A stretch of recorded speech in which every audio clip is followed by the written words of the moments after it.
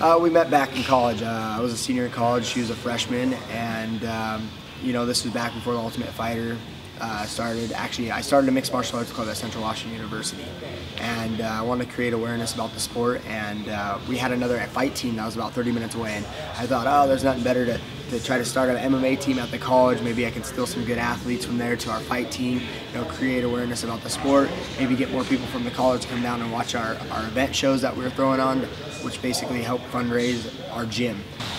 Well, we met in college, and that's where I discovered mixed martial arts for the first time. Miesha came in as a freshman. It was actually a roommate drugged her in, and she's like, oh man, I don't do martial arts, karate, all this stuff, because to sell it to the college, we had to sell it as self-defense and all this easy, crazy stuff. And she sees a flyer, and her friend's a karate person, you know, or whatever, and does all these katas, and she's like, no, you gotta come check it out.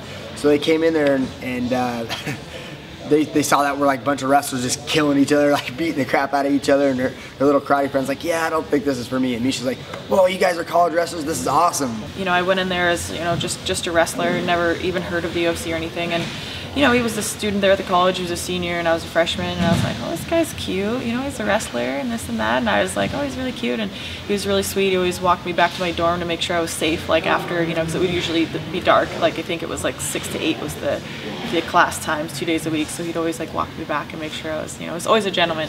You know, she stuck around. I showed her a few chokes, and she choked out a kind of bigger, muscly guy, and she's like, whoa, this is awesome, like this is not, you don't have to be just big and strong, you can have some technique to submit and choke people. And she kind of fell in love with that aspect, and a couple months later she said she wanted to fight. And at that time we weren't dating, and I ended up coaching her for about a year, and then we ended up getting together. And I thought it was really cute, but as I started to want to take fighting a little bit more seriously, I think he wasn't sure whether like I was just trying to like follow him around more, or, you know, and because I started going to like the actual team practices, and that was not even at the college. It was like a half-hour drive away, so I was carpooling with all these guys, then training and getting beat up and then going home, and he's like, there's no way this girl likes this. It was kind of a crazy situation, actually, to be honest. In the beginning, when I first met her and she was at the college, I was like, oh, she's kind of a cute girl, coaching her. We actually started kind of dating first, for the first like, you know, month or two, kind of dating, hanging out, whatever, at college. And then she's like, oh, I think I actually want to fight. And I was like, wait. And it was cute when you wanted to grapple and do some stuff and learn some self-defense stuff, but no way, come and fight. That's my fight team's like I'm the captain of our fight team. This is like serious business. This is my like sanctuary. I'm like, I don't think it's gonna happen. And she's like, well, I really want to. And I was like, all right, if you're gonna come down there, we're not hanging out anymore. I'm the coach of our team. Like, we're not gonna have that. You know what I mean?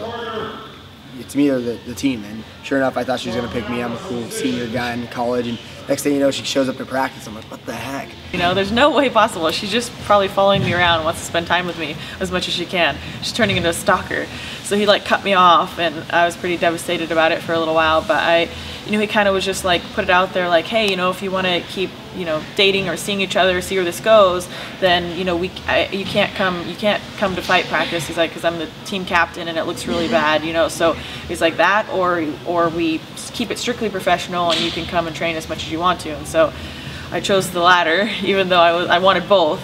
I didn't know this at the time, but I guess she was like super sad for like a long time. But anyway, she kept coming to the gym, and after about a year, when I was gassed out, tired, and looking over, and she's still outworking half the guys on the team, I'm like, what the heck is going on? Oh my God, I better get going. She's like outworking us all, and it kind of just, you know, she won me over, I guess, so to speak. It only took about a year and a half for him to kind of come full circle on the whole thing and the whole idea of it. Realized that I was definitely serious and I wanted to train and fight.